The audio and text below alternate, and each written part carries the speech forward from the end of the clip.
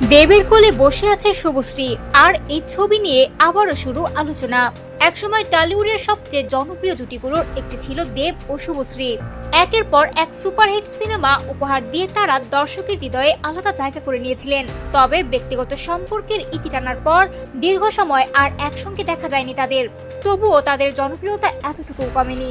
আজও ভক্তরা ভালোবেসে এই জুটিকে ডাকেন দেশু নামে। সম্প্রতি সোশ্যাল মিডিয়ায় ভাইরাল হয়েছে দেব ও শুভশ্রীর এক গুচ্ছ ছবি। ছবিগুলোতে দেখা যায় সিনেমা হলের ভেতরে দেবের কোলে বসে আছেন শুভশ্রী। দুজনের হাসি ঠাট্টা আর খুনসুটির মুহূর্তেই ছড়িয়ে পড়ে সামাজিক যোগাযোগ মাধ্যমে, আর এতেই উচ্ছ্বাসে ভেসে যান দেশু ভক্তরা। শুধু ছবি নয়, দেব তার ফেসবুক পোস্টে দিয়েছেন আবেগঘন একটি বার্তা। লিখেছেন, ঠিক 1 বছর আগে বাংলা সিনেমার ইতিহাসে একটি স্মরণীয় মুহূর্ত তৈরি হয়েছিল। ধূমকেতু ট্রেলার লঞ্চ শুধু একটি অনুষ্ঠান ছিল না, বরং বাংলা সিনেমার অন্যতম বৃহৎ আয়োজন ছিল।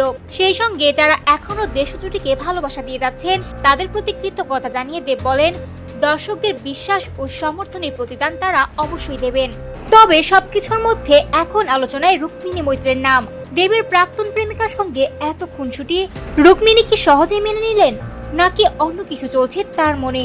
আপনার মন্তব্য আমাদের কমেন্টে জানান।